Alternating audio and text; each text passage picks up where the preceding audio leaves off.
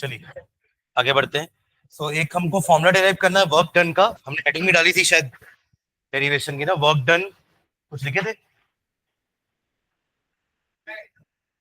Work done in isothermal reversible expansion of ideal gas, है ना। इसका एक फॉर्मूला डिराइव करेंगे अपन, बट उसके पहले लिखते हैं रिवर्सिबल का मतलब क्या होता है ना। रिवर्सिबल प्रोसेस मैंने बीच में आपको एक बार बताया था कि रिवर्सिबल प्रोसेसेस कभी भी खत्म नहीं होते हैं, दे ऑलवेज अटेन इक्विलिब्रियम, है ना। इक्विलिब्रियम का मतलब है कि जिस स्पीड से ए और बी रिएक्टेंट्स सी और डी प्रोडक्ट बना रहे हैं, उतनी ही स्पीड में सी और डी प्रोडक्ट ए और बी रिएक्टेंट बना डालेंगे। तो इसलिए कभी ए और बी खत्म ही नहीं होगा। सुन रहे हैं क्या? तो कभी भी रिवर्सिबल रिएक्शंस एंड नहीं होते हैं, they always attain equilibrium. Equilibrium का मतलब होता है कि अब इनका कंसंट्रेशन क्या हो जाएगा, कांस्टेंट। एक समय ऐसा आएगा जब आप देखो, जब आपने रिएक्शन स्टार्ट किया था ए प्लस बी को डाल करके रिएक्शन शुरू किए थे, तब रिएक्शन बहुत फास्ट हो रहा था, धीरे धीरे करके सी और डी बनते जा रहे थे, ठीक है। पर क्योंकि ये रिवर्सिबल रिएक्शन है, तो फॉरवर्ड रिएक्शन के अलावा बैकवर्ड रिएक्शन भी होता है। सी और डी धीरे से सी और डी मिलके भी ए और बी बनाना चालू कर देंगे, और एक समय ऐसा आएगा जब दोनों तरफ से स्पीड सेम हो जाएगी। फॉरवर्ड रिएक्शन की स्पीड बैकवर्ड रिएक्शन के बराबर हो जाएगी, और उसी पॉइंट ऑफ टाइम को हम क्या बोलते हैं कि the reaction has achieved equilibrium. दोनों तरफ से स्पीड सेम होने के कारण होगा क्या पता है, ए और बी अगर एक एक खत्म होकर के सी और डी बनाएंगे, तो उतने ही देर में एक सी और डी मिलके ए और बी बना देंगे। इसी को तो बोलेंगे कि स्पीड सेम हो गई, दोनों रिएक्शन की स्पीड क्या हो गई, सेम। समझ रहे हैं क्या? मतलब आप सोचिए कि वहां पे 4 लोग हैं, यहाँ भी 4 लोग हैं, अगर वहां से एक आदमी इधर आ जाए और इधर से एक आदमी उधर हो जाए, तो अभी भी 4 लोग ही होंगे। अगर ऐसा सेम स्पीड में होता रहा, तो नंबर ऑफ पर्सन तो आपको 4 ही दिखेंगे दोनों साइड में। यहां भी वही हो रहा है, जिससे जितने समय पे ए और बी रिएक्ट करके सी और डी बना रहा है, उतने समय में सी और डी रिएक्ट करके ए और बी बना दे रहा है। तो अल्टीमेटली आपको ऐसा समझ में नहीं आ रहा है कि रिएक्शन हो भी रहा है कि नहीं हो रहा है, लेकिन ना ए और बी कम हो रहा है, ना सी और डी बढ़ रहा है। समझ रहे हैं क्या? तो इस टाइप के रिएक्शंस को हम रिवर्सिबल रिएक्शन बोलते हैं, and they always achieve equilibrium, they do not complete, they never get completed.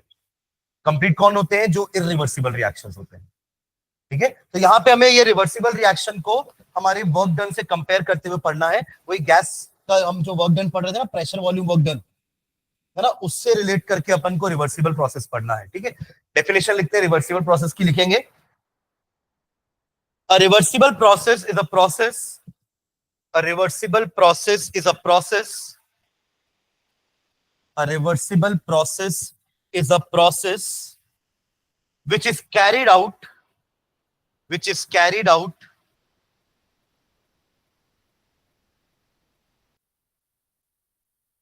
which is carried out infinitesimally slow। Infinite की स्पेलिंग लिखना पहले, INFINITE, फिर STIMALLY। इनफाइनाइट लिखने के बाद STIMALLY, infinitesimally slowly, which is carried out infinitesimally slowly, so that all changes occurring in the, so that all changes, so that all changes occurring in the direct process, all changes occurring in the direct process can be exactly reversed, can be exactly reversed, can be exactly reversed, and the system remains almost, can be exactly reversed, and the system remains almost in a state of equilibrium, in a state of equilibrium, in a state of equilibrium with the surroundings, with the surroundings. The system remains almost in a state of equilibrium with the surroundings at every stage of the process, at every stage of the process, at every stage of the process. फिर से repeat कर रहा हूं definition, ध्यान से सुनना वापस से. A reversible process is a process which is carried out infinitesimally slowly so that all the changes occurring in the direct process can be exactly reversed and the system remains in the state of equilibrium with the surrounding at every stage of the process. ठीक है, मतलब जो direct process आप कर रहे हैं वो exactly reverse हो सके, उस टाइप के प्रोसेस को हम क्या बोलते हैं, रिवर्सिबल प्रोसेस. ठीक है, तो अपन अपने गैस सिस्टम से ही समझते हैं, जो गैस सिलेंडर वाला पिस्टन सिलेंडर के सिस्टम का हमने पढ़ा था ना, प्रेशर वॉल्यूम वर्क, उसी से अपन रिवर्सिबल प्रोसेस को समझते हैं.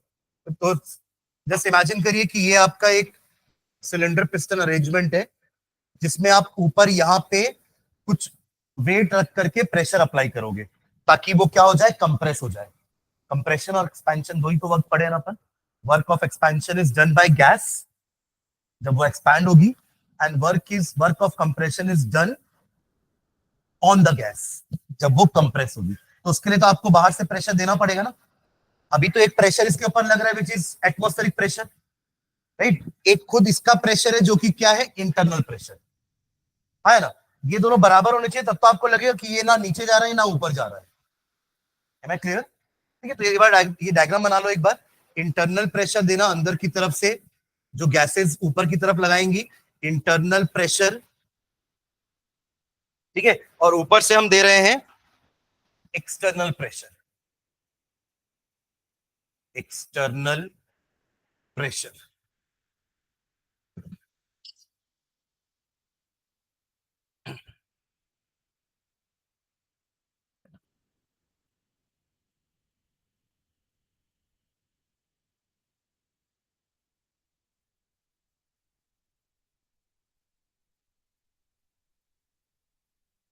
क्या हो गया?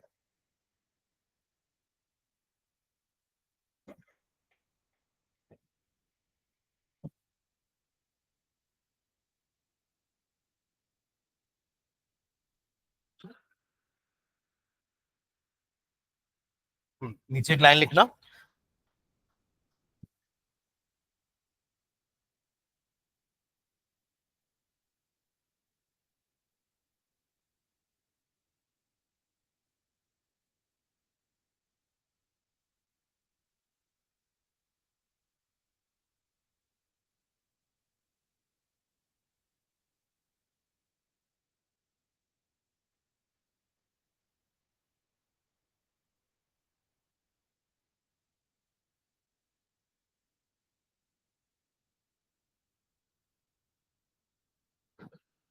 हो गया, नीचे लिखेंगे the necessary condition, the necessary condition, the necessary condition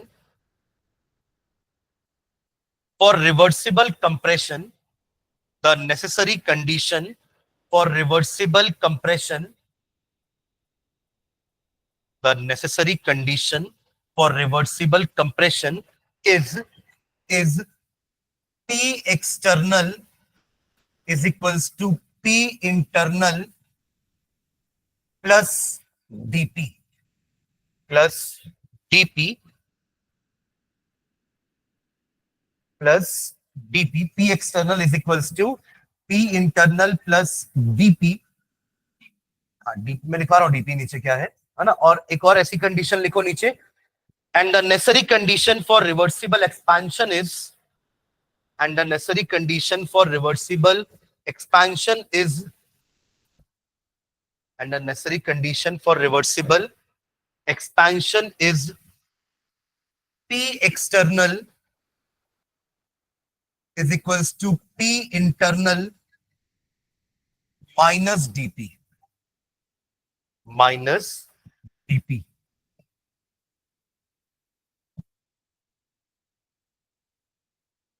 where dP is the, where dP is the, where dP is the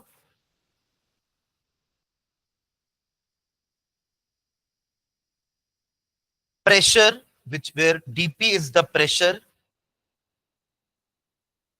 small pressure लिखना, dP मतलब small बोलो ना, d, where dP is the small pressure applied, where dp is the small pressure applied externally.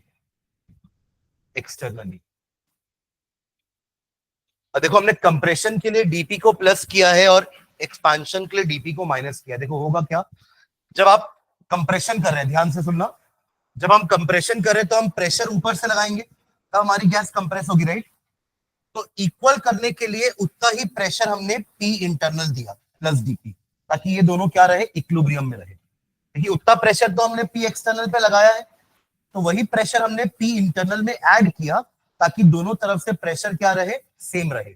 और ये हमको ऐसा ही दिखे reversible, कि अगर अपन ने मान लो एक छोटा सा सैंड का टुकड़ा डाला अपन ने वहां पे, तो कितना कंप्रेशन होगा, एकदम नेग्लिजिबल, इनफाइनाइटली स्मॉल लिखे ना अपन, और उसी को वापस निकाल लोगे तो एक्सपेंशन हो जाएगा, पर वो भी एकदम नेग्लिजिबल ना। आप एब्जॉर्ब मतलब आप ऑब्जर्व भी नहीं कर पाओगे कि कितना एक्सपेंशन हुआ या कितना कंप्रेशन हुआ एक दाना सैंड को निकालने या डालने से, ठीक है। तो उसी को बोल रहे हैं अपन स्मॉल प्रेशर। तो कंप्रेशन के लिए हमने प्लस डीपी उस साइड किया है, और एक्सपेंशन करते वक्त क्या होगा, यहां रहेगा प्लस डीपी। देखिए एक्सपैंड क्या होगा, मतलब इधर से अपन को कंप्रेशन मिलेगा ना, अंदर का प्रेशर ज्यादा होना चाहिए तब तो एक्सपैंड होगा, तो वो प्लस जो एक्स्ट्रा प्रेशर आपको यहां से लग रहा है उसको अपन ने माइनस कर दिया, ताकि दोनों प्रेशर क्या रहे, इक्वल रहे, ठीक है। तो ये दोनों हमारे प्रेशर की कंडीशन है फॉर एक्सपेंशन एंड कंप्रेशन, वो भी कौन सा वाला, रिवर्सिबल एक्सपेंशन एंड कंप्रेशन, ठीक है। अब इसी को यूज करके हम एक वर्क डन का फॉर्मूला डिराइव करेंगे। तो नीचे लिखेगा वर्क डन का, ये तो हमने डेफिनेशन दी है ना रिवर्सिबल प्रोसेस की, इसका फॉर्मूला डिराइव करेंगे। नीचे लिखना the small amount of work done, the small amount of work done,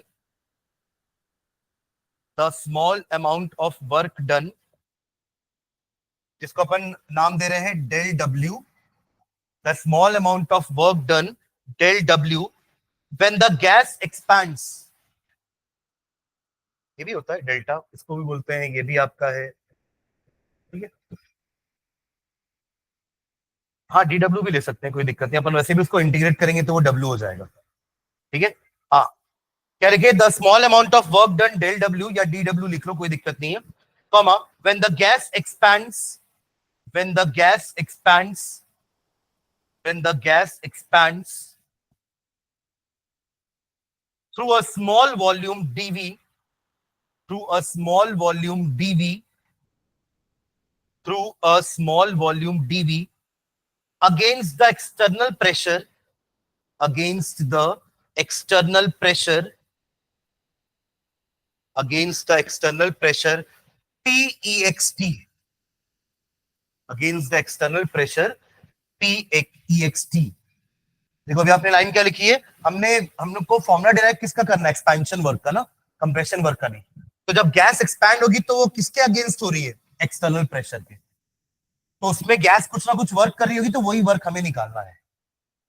समझ में आ रहा है क्या, जब गैस एक्सपैंड हुई तो it is doing some work, the gas is doing some work, the system is doing some work, right, work is done by the system बोलते हैं ना, वही वर्क निकाल रहे हैं, ठीक है। वो भी कब, जब एक एक्सटर्नल प्रेशर के अगेंस्ट वर्क कर रही है, हमने बाहर से एक्सटर्नल प्रेशर दिया है, कुछ नहीं तो एटमॉस्फेरिक प्रेशर तो है ही, तो उसके अगेंस्ट काम कर रही है, और उसके कारण वॉल्यूम चेंज हुआ होगा कितना, डीवी, एक्सपैंड हुआ है ना, तो डीवी वॉल्यूम। तो उसका वर्क डन का फॉर्मूला क्या लिखेंगे अपन, del W is equals to minus P external into DV.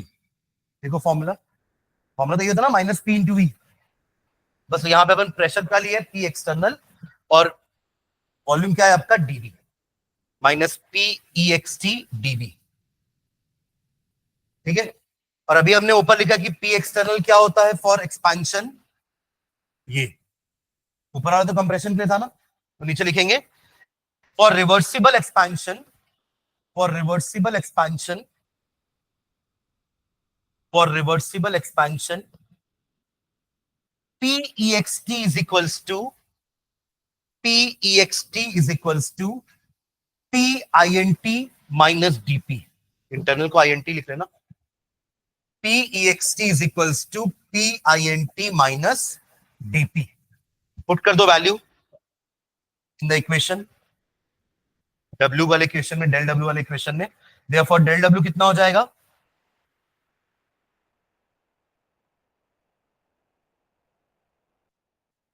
Minus तो है पहले से सामने, P इन,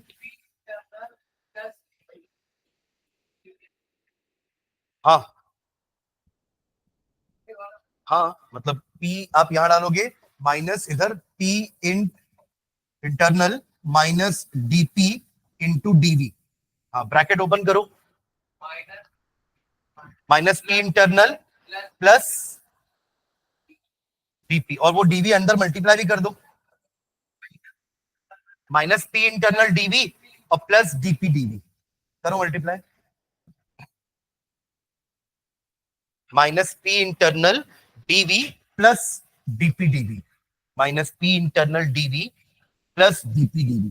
अब देखो ये दोनों छोटे नंबर हो गए ना, dP भी छोटा क्वांटिटी है और dV भी छोटा क्वांटिटी है। दो छोटे नंबर को मल्टीप्लाई करोगे तो नंबर बड़ा नहीं मिलेगा और छोटा मिलेगा। क्या बोलते हैं? मतलब 0.1 और 0.1 को मल्टीप्लाई करोगे तो 0.001 मिल जाएगा, सॉरी 0.01 ना, तो छोटा हो गया ना नंबर। और वैसे अगर आप 0.01 और 0.01 को मल्टीप्लाई करो तो 0.0001 मिल जाएगा। मतलब दो नंबर को मल्टीप्लाई करते तो बड़ा नंबर नहीं मिलता है, वो और छोटा हो जाता है अगर दो छोटे नंबर होते हैं तो। हाँ, दो नंबर बड़े हैं तो उनको मल्टीप्लाई करोगे तो बड़ा मिलेगा, 3 into 4 12। But when we multiply smaller numbers we get even more smaller result. समझे क्या बोला मैंने? इसलिए वो डीपी इंटू डीवी और छोटा हो जाएगा। ऑलरेडी डी डी छोटे ही थे, उनको मल्टीप्लाई करोगे तो वो और छोटा हो जाएगा, तो उसको नेग्लेक्ट कर देंगे अपन नेक्स्ट लाइन में। तो नीचे, हाँ हाँ, पॉइंट वाले डेसिमल्स, है ना।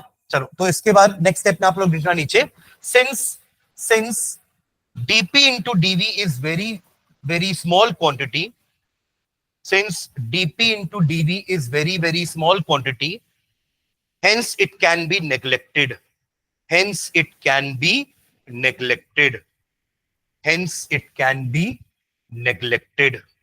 तो क्या बचा? बस p इंटरनल इंटू dv, यही बचा ना आपका। dw क्या बचा या डेल w क्या बचा? p internal minus p internal into dv की dp dv ना, ठीक है। अब यहां से मुझे टोटल वर्क डन निकालना है। अब देखो, अब हमने क्या बोला कि पहले वॉल्यूम लेट से V1 था, अब नया वॉल्यूम एक्सपैंड होके क्या हो गया है? V2। तो V1 से V2 अपन इंटीग्रेट कर देंगे इसको, dV है ना, इंटीग्रेशन करेंगे विथ रेस्पेक्ट टू वॉल्यूम, और V1 to V2 upon limits put कर देंगे, ठीक है। तो नेक्स्ट टाइम में लिखना, total work done, total work done when the gas expands from, total work done when the gas expands from initial volume V1 to final volume V2, total work done when the gas expands from initial volume V1 to final volume V2, to final volume V2, ठीक है। आप दोनों side integrate कर देना इसको, ठीक है। तो आपको इधर मिल जाएगा W और यहां माइनस P इंट dV, जिसको आप इंटीग्रेट कर दोगे V1 से V2। P इंट को बाहर ले लेना, या अभी बाहर मत लो, पहले P इंट की वैल्यू पुट करेंगे फिर बाहर लेना, है ना। यहां तक ठीक है। ये P इंटरनल क्या है? गैस का प्रेशर, है ना। अंदर तो गैस भरी है ना, तो प्रेशर भी गैस के कारण ही होगा। और गैस कैसी है? आइडियल। हमने हेडिंग में लिखा है ना कि हम किसका वर्क डन निकाल रहे हैं?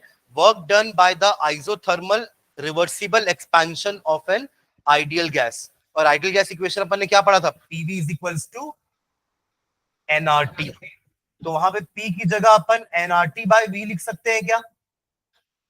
एनआरटी बाय वी, यहां पुट करेंगे एनआरटी बाय वी। हाँ, ये तो वी आ गया ना। अब वी को अपन इंटीग्रेट कर सकते हैं। एन कांस्टेंट है, आर कांस्टेंट है, टी क्यों कांस्टेंट है यहाँ पे? क्योंकि आइसोथर्मल है, एग्जैक्टली।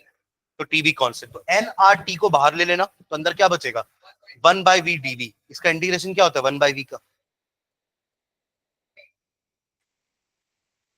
हाँ, लॉग होता है, लॉग नहीं पढ़े हो आप?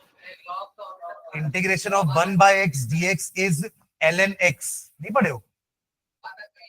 हाँ, क्या बात कर रहे हो? फिजिक्स में तो पढ़े होगे ना यार, 11th में नहीं? 7th तो अभी पढ़ रहे हो सॉरी, पर डिफरेंशिएशन पढ़े हो ना, तो उसी में तो इंटीग्रेशन ही पढ़ते हो क्या? मैथ में नहीं, मैं फिजिक्स की बात कर रहा हूँ, फिजिक्स में भी तो पढ़ते हो ना, करे हो ना, वही तो पूछ रहा हूँ। तो फिजिक्स का इंटीग्रेशन और मैथ्स का इंटीग्रेशन अलग थोड़ी ना होता है। तो लॉग वाला फॉर्मूला नहीं पढ़े हो आप लोग? आपने एक्स का तो पढ़ा होगा कि एक्स का एक्स इंटू डी एक्स का इंटीग्रेशन एक्स स्क्वायर बाय 2 होता है, ये तो पढ़े हो ना? तो वैसे ही 1/x का भी पढ़े होगे, आपको याद नहीं होगा। ln मतलब नेचुरल लॉगरिथम होता है। देखो दो टाइप के लॉग होते हैं, आप लॉग भी नहीं पढ़े ना मैथ्स में भी, तो दो टाइप का लोगरिथमिक फंक्शन होता है। सुनना यहाँ पे ध्यान से ना, जैसे आप लोग 10th में ट्रिग्नोमेट्रिक फंक्शन तो पढ़े हो ना, साइन कॉस वगैरह, वैसे ही मैथ्स का एक और फंक्शन होता है जिसको अपन लोगरिथम बोलते हैं। लॉग शॉर्ट फॉर्म में क्या बोलते हैं? लॉग। उसकी भी हर वैल्यूज का कुछ रिजल्ट होता है, लॉग की कुछ वैल्यू का रिजल्ट होता है। तो जैसे एक होता है लॉग बेस ई, उसका एक बेस भी होता है कि किसके रेस्पेक्ट में है, तो इसी को हम ln बोलते हैं, जिसका नाम होता है नेचुरल लोगरिथम। और एक होता है लॉग बेस 10, आपकी बुक्स में पीछे एक टेबल भी बनी होगी, है ना? लॉग 10 की वैल्यू 1 होती है, लॉग बेस 10 10। आपकी बुक में पीछे लॉग और एंटी लॉग की टेबल भी बनी होगी, देखना पीछे में बुक रखी हो तो यहां से अपन को ना किसी भी लॉग का वैल्यू मिल सकता है। सुन रहे हैं क्या? अब एकदम डिटेल में मैं नहीं जाऊंगा, मैथ्स में जाना आप लोग डिटेल में, और जितनी बायो वालों को जरूरत होगी मैं बताऊंगा यहाँ पे, ठीक है? तो 1/x dx का इंटीग्रेशन ln x होता है, नेचुरल लॉगरिथम, यानी कि लॉग ऑफ बेस ई, ठीक है? जिसको आप लॉग बेस 10 में कन्वर्ट कर सकते हो जस्ट बाय मल्टीप्लाइंग 2.303। अगर ये मल्टीप्लाई कर दोगे तो ln e जो है वो लॉग बन जाएगा, या ln जो है वो लॉग में कन्वर्ट हो जाएगा। अपन यहाँ इतना ही पढ़ेंगे, समझ रहे हैं क्या? और फिर मैं टेबल देखना सिखा दूंगा कि लॉग की टेबल कैसे देखोगे, ठीक है? हाँ, या तो देखो एग्जाम में डायरेक्टली वैल्यू दे देता है कि लॉग इसकी वैल्यू ये है, या तो टेबल अलाउ रहती है। तो टेबल से आप क्या कर लोगे, उसमें क्या है, नंबर्स तो लिखे हैं बस, ठीक है? हाँ चलो, तो क्या लिख रहे हैं? यहां तक हो गया ना? हाँ, नीचे लिखना, for for an ideal gas for an ideal gas for an ideal gas PV is equals to nRT. For an ideal gas, PV is equals to nRT. और नेक्स्ट लाइन में P is equals to nRT by V. P is equals to nRT by V. Put this value of P here in P internal. वो P internal कर देना यहाँ पे अगर चाहिए तो, है ना? और ये वैल्यू को वहां पुट कर दो तो W क्या हो जाएगा? W is equals to minus V1 to V2 nRT by V dV. In the next step, take nRT outside the integral और 1/v को लिख देना ln v minus nRT ln v limit v1 से लेके v2। ln v limit हो जाएगा v1 से v2। Put कर दो लिमिट, पहले अपर लिमिट पुट करते हैं ना, फिर लोअर लिमिट। तो ln v2 minus ln v1, ln v2 minus ln v1 minus nRT ln v2 minus ln v1, ठीक है?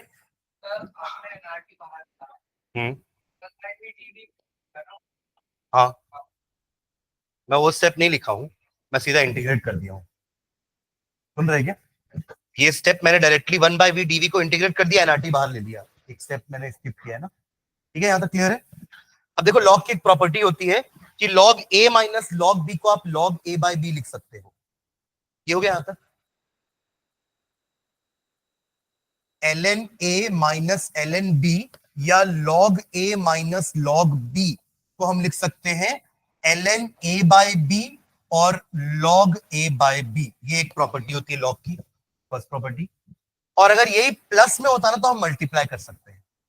जैसे अभी माइनस में था तो डिवीजन किया ना हमने, a बाय b किया, अगर यही अगर log a plus log b होता ना तो हम इसको log ab लिख देते। ये प्रॉपर्टी होती है लॉग की। तो अभी जो आपका आया ना ln v2 minus ln v1, इसको आप क्या लिख सकते हो, ln v2 बाय v1। वही अगला स्टेप है हमारा, लिखो ln v2 बाय v1। आपको चाहिए तो ये प्रॉपर्टी ब्रैकेट में लिख लो, ये कि किसी भी दो लॉग को अगर आप ऐसे माइनस करो तो they can be written like this, ln a minus ln b को आप ln a बाय b लिख सकते हैं। पर देखो हमारे पास जो टेबल अवेलेबल है वो लॉग की टेबल है, इसलिए ln में नहीं रखेंगे, हम इसको 2.306 से मल्टीप्लाई करके लॉग में कन्वर्ट कर देंगे ताकि हम टेबल से वैल्यू देख सके। ठीक है, हो गया।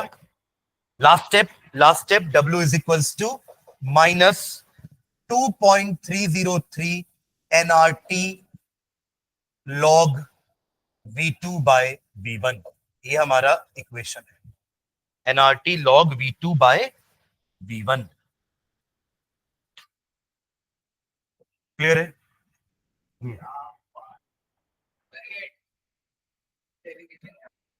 आ सकता है, ठीक है। तो ये फॉर्मूले से हमारा एक सॉल्व न्यूमेरिकल बनने वाला है, जो दिन हम छोड़ दिए थे ना एक न्यूमेरिकल। हाँ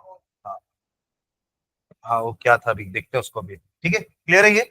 अच्छा, इसको अपन ना एक और तरीके से लिख सकते हैं, ध्यान देना।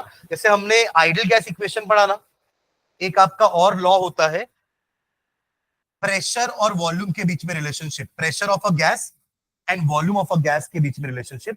अब ध्यान देना, अगर हम प्रेशर बढ़ाते हैं तो गैस का वॉल्यूम कम हो जाता है ना। अभी आपने देखा ना कंप्रेशन में, आपने ऊपर से प्रेशर बढ़ाया, गैस का वॉल्यूम कम हो गया। अगर प्रेशर कम करोगे तो गैस का वॉल्यूम बढ़ेगा, मतलब T N V R inversely proportional, T N V R inversely proportional, यानी कि P inversely proportional to V. ये एक लॉ होता है, जो अपना स्टेट्स ऑफ मैटर अपना चैप्टर हट गया है ना, उसमें ये लॉ होता है पी और वी का। जैसे आइडियल गैस इक्वेशन में भी ये जो अपन पढ़े ना, आइडियल गैस इक्वेशन, ये भी उसी चैप्टर का पार्ट है जो कि अब हट गया है। ठीक है, बट अभी भी काम आ रहा है उसका एक कंसेप्ट हमारा, PV is equals to NRT. In the same way P और वी के बीच में ये रिलेशनशिप होता है। आप प्रेशर बढ़ाओ, वॉल्यूम कम होगी, एंड वाइस वर्सा, प्रेशर कम करो, वॉल्यूम बढ़ेगी गैस की। ठीक है, तो P directly inversely proportional to V लिख सकता हूं, हाँ। और इस प्रोपोर्शनलिटी साइन को हटाने के लिए कांस्टेंट मल्टीप्लाई कर दे के। क्लियर है? ये v को इधर भेजता हूं तो pv is equals to constant, pv is equals to a constant. जैसे अभी अपन ने क्या बोला था लास्ट क्लास में, मैंने आपको बताया ना, p by v by t is a constant, pv by, ये तो आइडियल गैस इक्वेशन है जिसके कांस्टेंट की वैल्यू क्या है, r। अभी तो आया ना pv is equals to nRT। n का मतलब तो नंबर ऑफ मोल्स है, कि गैस अगर 1 मोल है तो n की वैल्यू 1 हो जाएगी, गैस अगर 2 मोल है तो n की वैल्यू 2 हो जाएगी। मैंने आपको इसका मीनिंग समझाया था ना, पीवी बाई टी का कांस्टेंट का मीनिंग क्या होता है, कि अगर मान लीजिए अभी आपकी gas pressure P1, volume V1 और टेम्परेचर T1 में है, आपने उस गैस पे कुछ वर्क किया या कुछ प्रोसेस हुआ, उससे उसका प्रेशर बढ़ के P2 हो गया, है ना, वॉल्यूम कम होके V2 हो गया, लेट्स से टेम्परेचर बढ़ के T2 हो गया। तीनों चीजें चेंज हुई हैं, बट उनका रेशियो हमेशा कांस्टेंट रहेगा। आप समझे मैं क्या बोल रहा हूं? In the same way P into V का रेशियो भी हमेशा कांस्टेंट रहेगा। मतलब एग्जांपल लेके समझते हैं और ज्यादा अच्छे समझ में आएगा।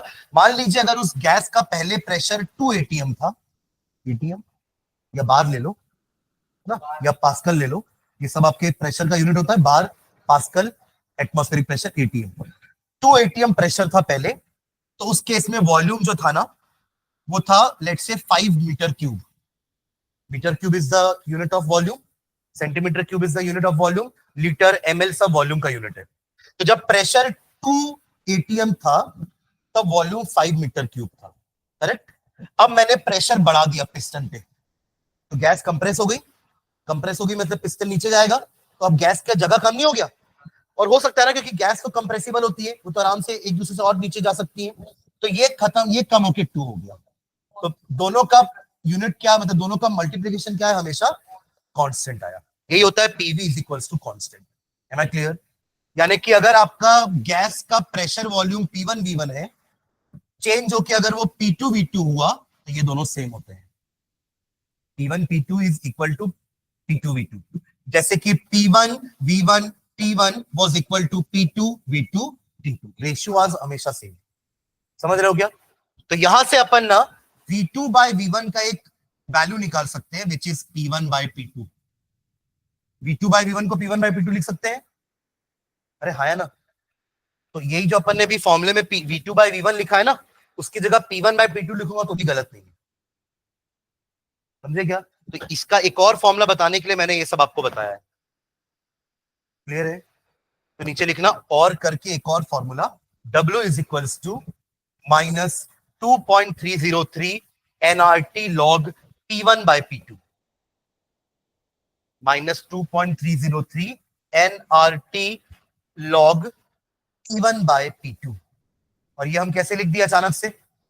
उसके लिए आप ये वाला पार्ट लिख लेना, इतना कहीं पे ब्रैकेट में, जिसमें आपको ये सब की जरूरत नहीं है।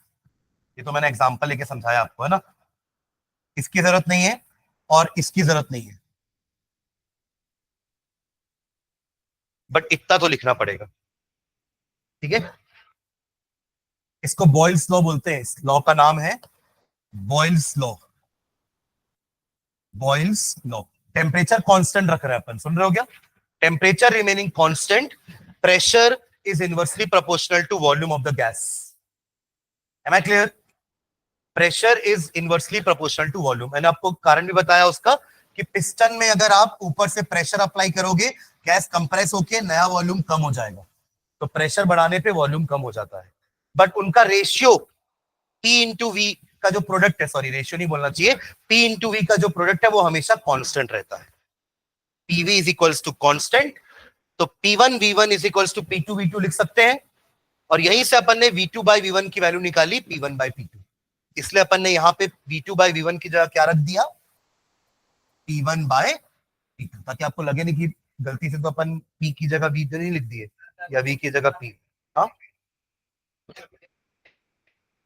क्वेश्चन ही आएगा, डेरिवेशन हार्डली पूछेगा आपसे। ठीक है, क्लियर है ये?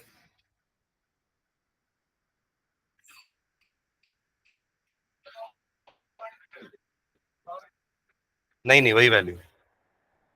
चलो ये वाला जो क्वेश्चन था हमारा वर्क वाला, इसको कर लेते हैं एनसीईआरटी का। 2 liters of an ideal gas, जल्दी निकालो वाला question. 2 liters of an ideal gas. अरे ये बुक लेके आया करो, थोड़ा बुक खोलने का प्रैक्टिस करो, वरना वो बुक बुक खुलेगी नहीं कभी। मिला? 2 liters of an ideal gas, दिख रहा है सबको क्वेश्चन? कौन सा एग्जांपल है ये? 5.25 है क्या?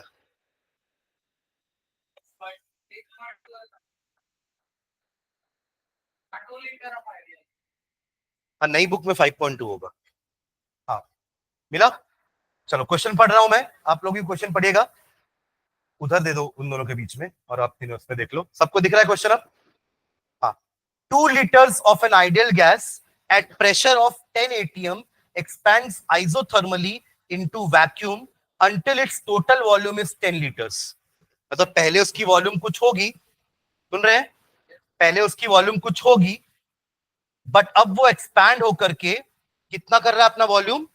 10 लीटर्स। ठीक है। How much heat is absorbed? Obviously heat absorb करेगा ना, हीट एब्सॉर्ब करने से एक्सपेंशन होता है ना।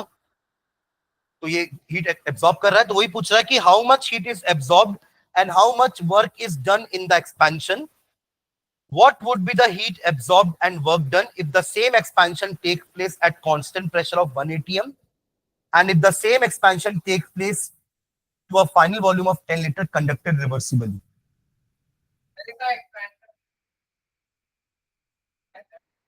नहीं लिखा हुआ क्वेश्चन कुछ? कहां तक लिखा है?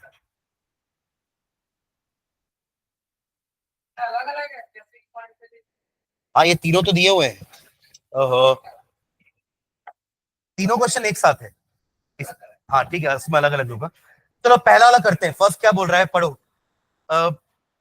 How much heat is absorbed and how much work is done in the expansion, यही है पहला पार्ट। तो क्या बोल रहा है आपको? आइसोथर्मल एक्सपेंशन कर रहे हैं अपन, सुन रहे हैं क्या? Temperature constant, temperature constant. हाँ, वो भी हीट भी जीरो ही होगा, यू जीरो हो जाएगा आपका। क्या निकालने बोला है आपको? मतलब आपका इंटरनल एनर्जी चेंज नहीं हो रहा ना, आप अगर टेम्परेचर को कांस्टेंट रखे हो तो इंटरनल एनर्जी चेंज नहीं हो रहा, तो डेल यू जीरो हो जाएगा। सुन रहे हैं क्या?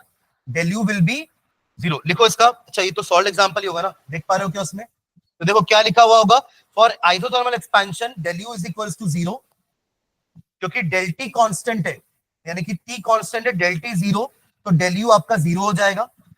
और अब क्या बचा हमारे पास फर्स्ट लॉ से? Q is equals to minus W. क्या बचा? Q is equals to minus W. और डब्ल्यू क्या होता है? Minus T external into DV, minus T external into DV. यही बचा है। हाँ, यही तो होगा ना। देखो आपने क्या बोला, Q is equals to minus W, क्योंकि U तो जीरो हो गया, डेल यू जीरो हो गया हमारा। अरे हमारा फॉर्मूला ऐसा था, ये करेक्ट, ये था, जिसमें ये जीरो हो गया, तो क्या बचा? हीट आपका माइनस डब्ल्यू बचा, जिसमें डब्ल्यू क्या है आपका? माइनस टी एक्सटर्नल डीवी, तो माइनस माइनस प्लस हो गया, तो टी एक्सटर्नल। और डीवी कितना है? पहले कितना था? लीटर, 2 लीटर, एक्सपैंड होकर कितना करना है? 10, तो 10 - 2। और ये कितना दिया हुआ है प्रेशर? कुछ दिया क्या प्रेशर?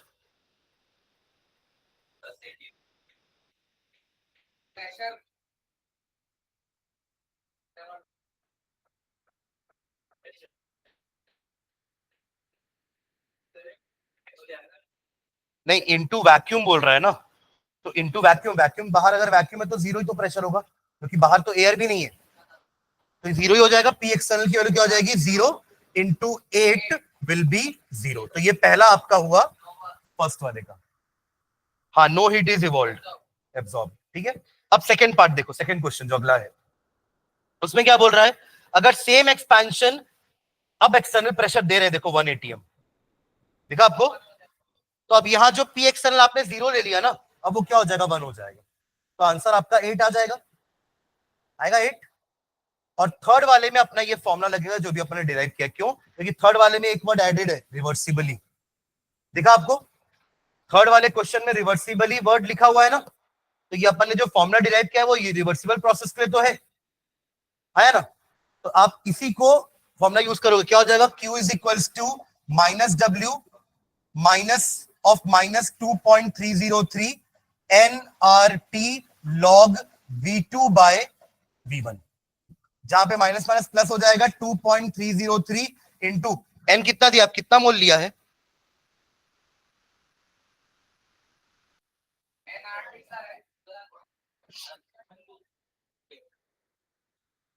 वन मोल लिखा हुआ है क्या? कहाँ लिखा हुआ है?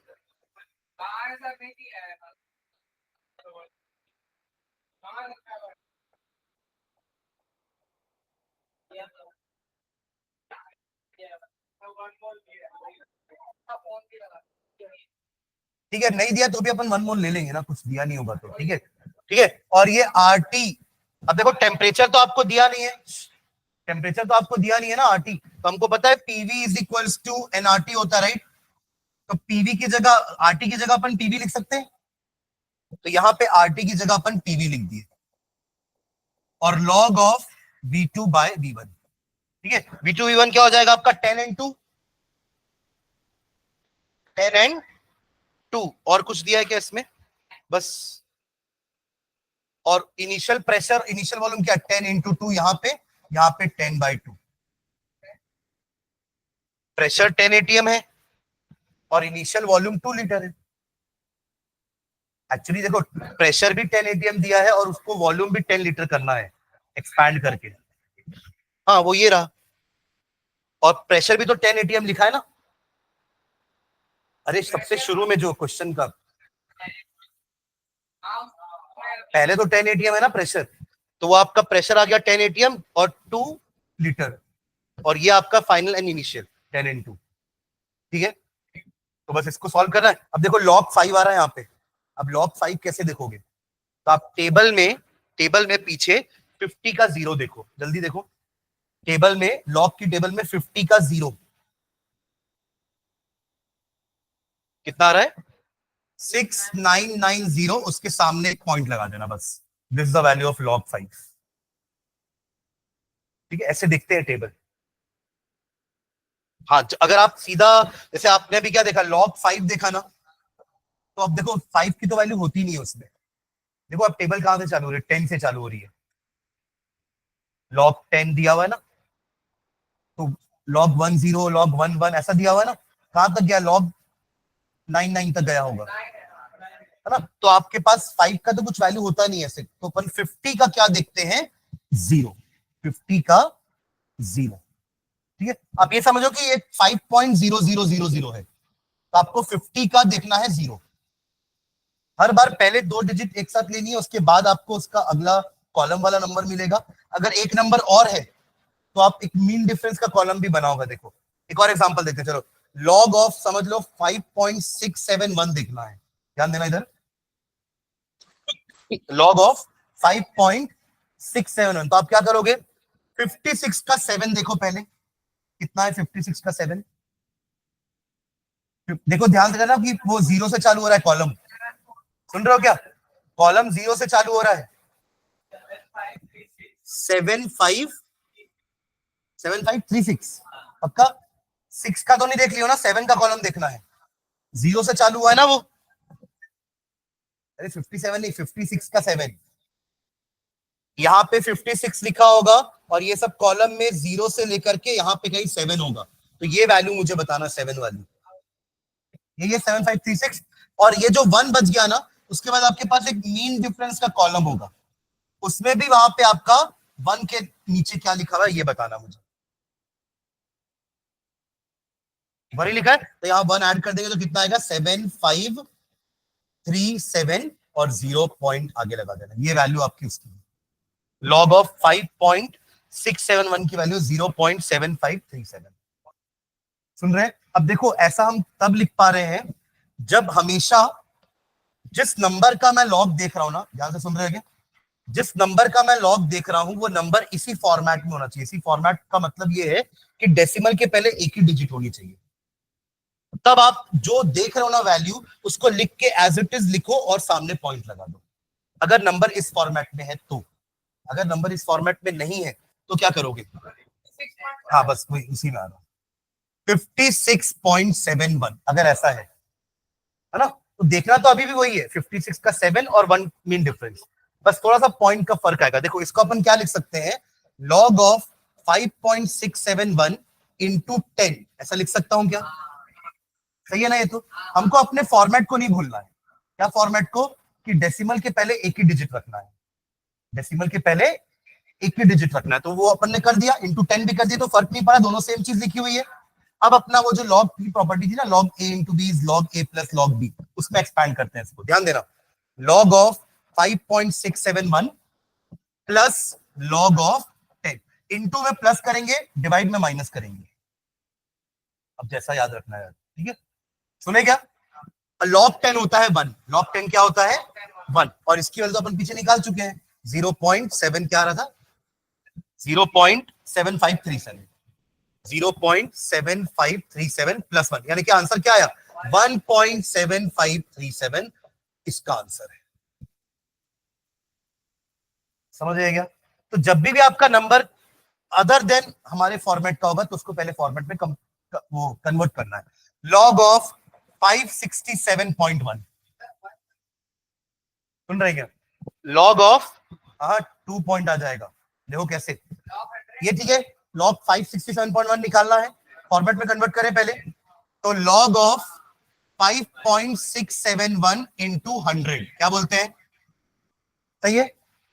अब दोनों को अलग कर दूं, तो log of 5.671 plus log of 100 को 10 टू द पावर 2 लिख दूं क्या, है ना। अब एक लॉग की प्रॉपर्टी होती है आपकी, log m to the power n को हम n log m लिख सकते हैं, n जम करके सामने आता है, ये तो आप लोग उसमें भी पढ़े हो गए यार, पीएच वीएच में, 10th में पीएच, देखिए पीएच में भी लॉग आपने सुना होगा कभी ना कभी, देखिए पीएच का फॉर्मूला क्या होता है, pH is equals to negative logarithm of hydrogen ion concentration, यहां भी लॉग आप सुने हो, तो नादान मत बनो कि हम पहली बार सुन रहे हैं, ठीक है। हाँ, तो ये m to the power n है, 2 को सामने ले उचका के, इसकी वैल्यू तो आपको पता है कितनी है, 0.7537 प्लस 2, और log 10 की वैल्यू 1, तो आंसर क्या आ जाएगा 2.7537, समझ आए क्या? तो log 5.671 की वैल्यू थी 0.7537, log 56.71 की वैल्यू 1.7537 एंड log 567.1 की वैल्यू 2.7537। समझ गए क्या? तो ऐसे अपन लॉग देखेंगे। तो आप लोग जब से पूछ रहे थे ना सर जो देख रहे हैं अपन वैल्यू उसको सीधा लिख करके सामने पॉइंट लगा सकते हैं, तो आप तभी ऐसा करोगे जब आप अपने नंबर को फॉर्मेट में कन्वर्ट किए। तो आप फिर 56 का 7 देखोगे और 1 मीन डिफरेंस देखोगे, दोनों को ऐड कर दोगे, आपको जो नंबर मिलेगा उसके आगे आपको बस एक पॉइंट लगाना है, अगर आपका नंबर फॉर्मेट में है तो। ठीक है क्या लॉग?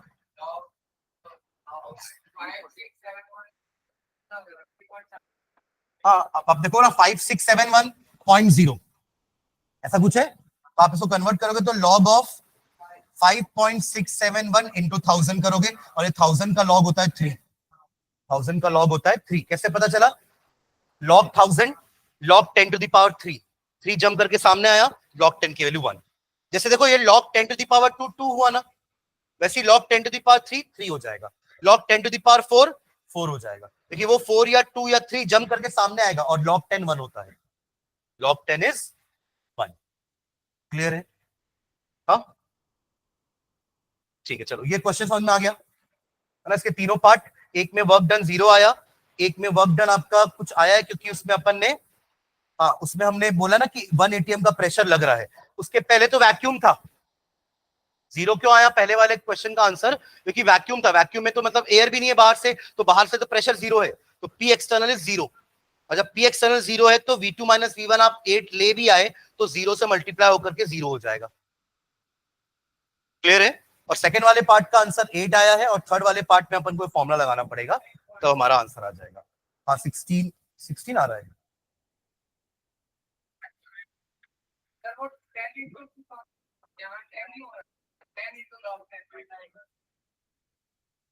वन तो P इंटू वी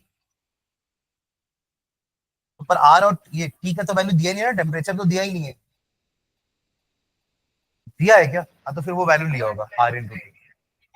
नहीं टेम्परेचर फिर टू, तो फिर टेम्परेचर इंटू आर किया है, 8.314 इंटू 298 दिख रहा है। हाँ हाँ किलो जूल में होगा, ठीक है, और इंटू 298, ठीक है, टेम्परेचर दिया तो फिर अपन वो वैल्यू ले लेंगे। ठीक है ठीक है, चलो चलिए नेक्स्ट साइन डालेगा। हम एंथैल्पी पढ़ चुके हैं, हीट कैपेसिटी पढ़ चुके हैं, नेक्स्ट साइन डालेंगे थर्मोकेमिकल इक्वेशंस। ये इंटरेस्टिंग टॉपिक है, thermochemical equations. Thermochemical equations, thermochemical equations. Chemical equation तो हम जानते हैं ना क्या होता है। केमिकल इक्वेशंस क्या होते हैं? एक केमिकल रिएक्शन को जो स्टेटमेंट के फॉर्म में लिखते हैं उसको केमिकल इक्वेशन बोलते हैं। अपन क्लास 10th में पढ़ते हैं ना केमिकल इक्वेशन एंड रिएक्शंस, कि हमारे जितने भी केमिकल चेंजेस होते हैं उनको हम केमिकल रिएक्शन बोलते हैं। सुन रहे हो क्या? है ना। और इन केमिकल रिएक्शंस को जब हम एक इक्वेशन के फॉर्म में लिख देते हैं, स्टेटमेंट के फॉर्म में लिख देते हैं, तो वो कहलाता है केमिकल इक्वेशन। वो वर्ड के फॉर्म में हो सकता है, वो सेंटेंस के फॉर्म में हो सकता है, या फॉर्मूला के फॉर्म में हो सकता है। तो ये आपके केमिकल इक्वेशंस होते थे। अब इसके आगे एक वर्ड और लग गया है, वो वर्ड क्या है? थर्मल। थर्मल का मतलब क्या होता है? हीट। तो अब थर्मल केमिकल इक्वेशन क्या होगा कि इक्वेशन में रिएक्टेंट और प्रोडक्ट के साथ आप हीट भी मेंशन कर दो, कि हीट इवॉल्व हुई है कि हीट एब्सॉर्ब हुई है।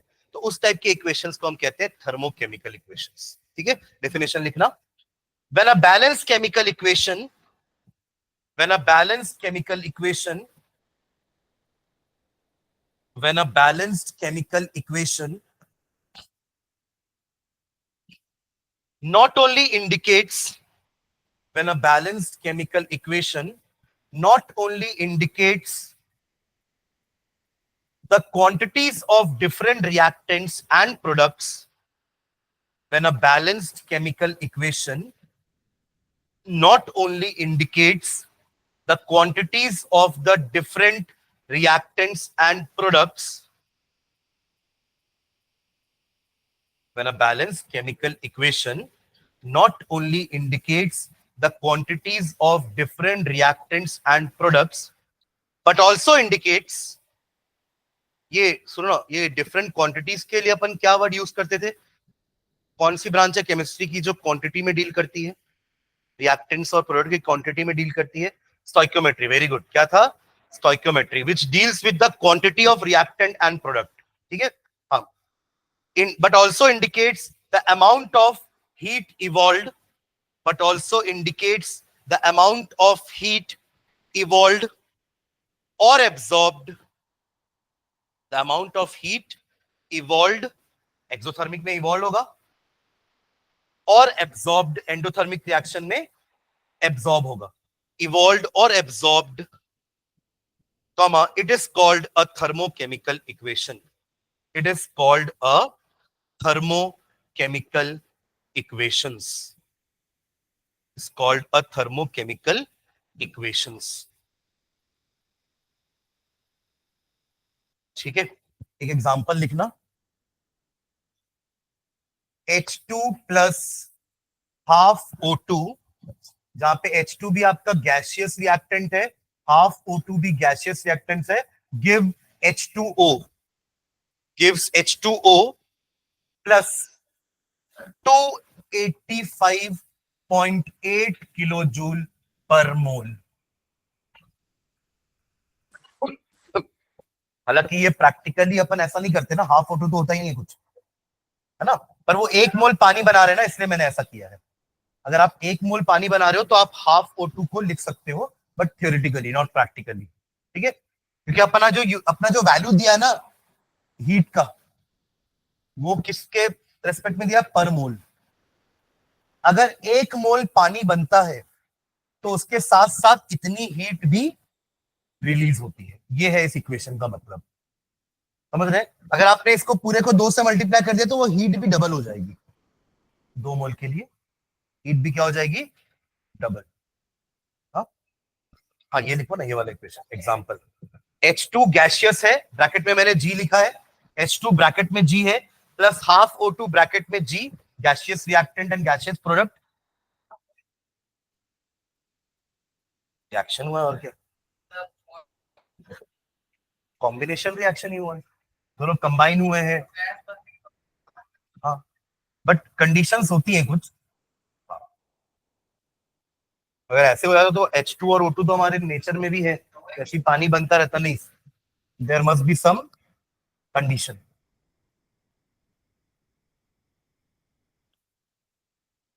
इसको आप ऐसे भी लिख सकते हो, देखो, और कॉमा डाल के del H is equals to minus 285.8 kilo joule per mole. दोनों लिखना करेक्ट है.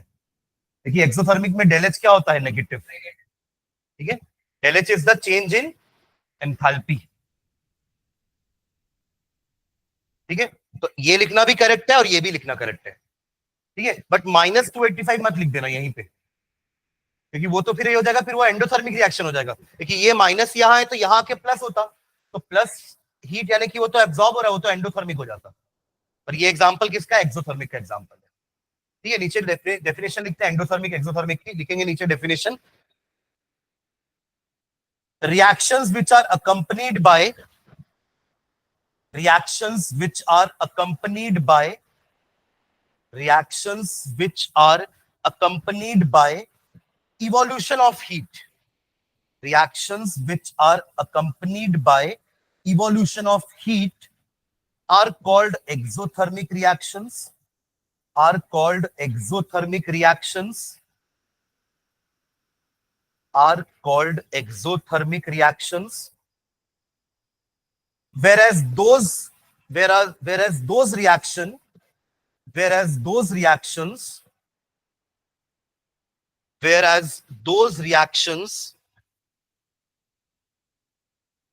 in which heat is absorbed,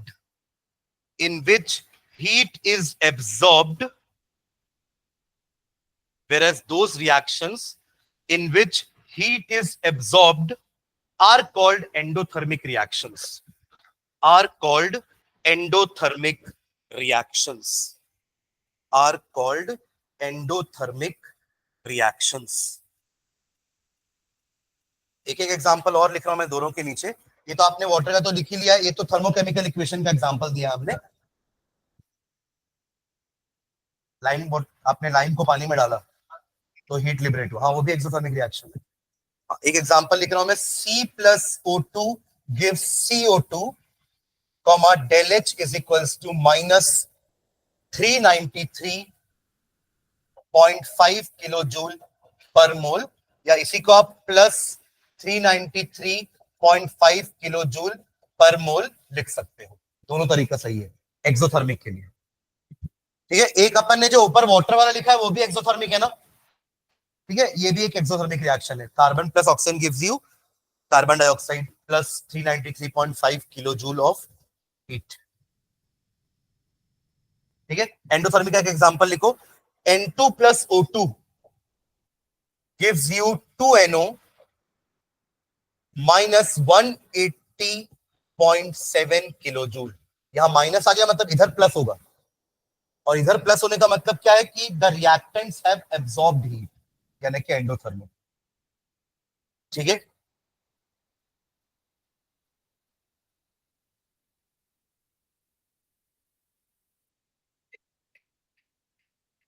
ठीक है,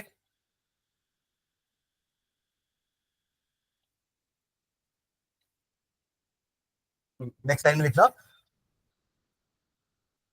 इसको अपन एंथैल्पी के टर्म्स में डिफाइन करते हैं ना, कि डेल एच अपन पॉजिटिव लेते हैं for endothermic and del H negative लेते हैं फॉर एक्सोथर्मिक। ऐसा क्यों?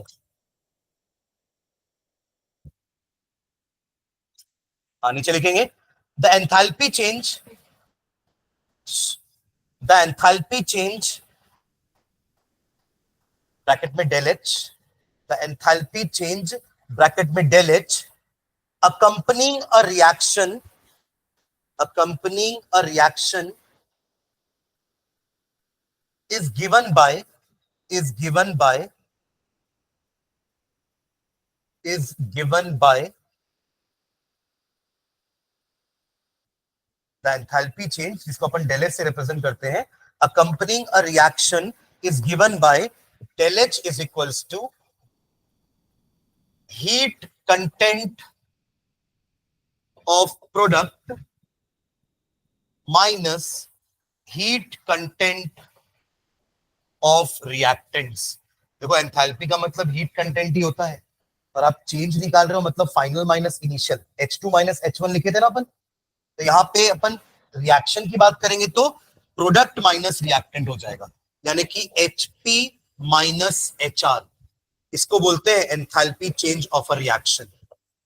क्योंकि देखो इनिशियली हमारे पास क्या होता है, रिएक्टेंट्स, सुन रहे हैं, इनिशियली हमारे पास क्या होता है, रिएक्टेंट्स। ये रिएक्टेंट चेंज होकर प्रोडक्ट बनते हैं, तो प्रोडक्ट होगा हमारा फाइनल और रिएक्टेंट होगा हमारा इनिशियल। तो प्रोडक्ट के हीट कंटेंट को हम फाइनल एंथैल्पी बोलेंगे, और रिएक्टेंट के हीट कंटेंट को हम इनिशियल एंथैल्पी बोलेंगे। और फाइनल माइनस इनिशियल करते तो ही तो चेंज आता है ना, डेल एच। तो रिएक्शन के टर्म्स में हम ऐसे बोलेंगे, वरना अभी तक हम क्या बोल रहे थे कि डेल एच क्या होता है, फाइनल माइनस इनिशियल। अपन हर में तो ऐसे डिफाइन किया ना, डेल यू को क्या बोलते थे, U2 माइनस U1, याद है, U2 minus U1। Del we को क्या बोलते थे, V2 माइनस V1। हर बार फाइनल माइनस इनिशियल होता है। तो यहाँ पे HP माइनस HR क्यों आया, क्योंकि रिएक्शन के टर्म्स में फाइनल चीज क्या होती है, प्रोडक्ट, और इनिशियल चीज क्या होती है, रिएक्टेंट। तो HP माइनस HR। ठीक है, अब यहीं से अपन लिखेंगे कि डेल एच के लिए नेगेटिव वैल्यू क्यों लेते हैं अपन डेल एच को फॉर एक्सोथर्मिक। तो नीचे लाइन में लिखेंगे, for for exothermic, for exothermic, for exothermic heat is given out in a reaction. Exothermic में तो ये होता है ना, हीट बाहर निकल रही है।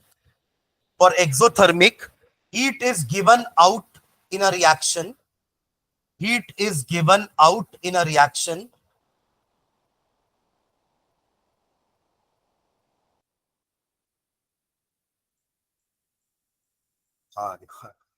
heat is given out in a reaction that is HR greater than HP, HR greater than HP। मतलब हीट ऑफ रिएक्टेंट ज्यादा थी, प्रोडक्ट बनने के बाद जो बच गई उससे रिलीज कर दी। सुन रहे हो मैं क्या बोल रहा हूं, मतलब रिएक्टेंट की हीट इतनी थी, समझो इधर, रिएक्टेंट की हीट इतनी थी, समझ लो, है ना। प्रोडक्ट बनने के बाद प्रोडक्ट की हीट इतनी थी, तो ये जो इतनी बची हुई हीट है वो क्या होगी, रिलीज हो जाएगी। यानी कि रिएक्टेंट की हीट ज्यादा होती है अगर, और प्रोडक्ट की हीट कम आती है, तो इस टाइप के रिएक्शन को हम एक्सोथर्मिक बोलते हैं। बची हुई हीट क्या हो जाती है, रिलीज हो जाती है। तो यानी कि H R is greater than H P, और जब आप H P minus H R करोगे तो वैल्यू क्या आएगी, नेगेटिव। तभी अपन बोल रहे हैं कि एक्सोथर्मिक में हम डेल एच को क्या लेते हैं, नेगेटिव, और एंडोथर्मिक में डेल एच को क्या लेते हैं। अच्छा, मैंने डेल एच वाला लिखा नहीं है, वरना यहाँ पे आप क्या लिखोगे, और करके del H is equals to 180.7 kilo joule. समझ रहे क्या, यहाँ डेल एच को क्या लिया मैंने, पॉजिटिव। तो नीचे लाइन में बस एक लाइन लिख लो last, therefore del H is negative for exothermic reaction. Therefore del H is negative for exothermic reaction. Del H is negative for exothermic reaction. Similarly, हाँ, एंडो के लिए लिखेंगे ना, similarly for endothermic reaction,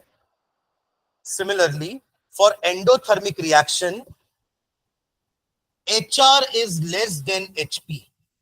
Heat content of reactant is less than heat content of product. HR is less than HP.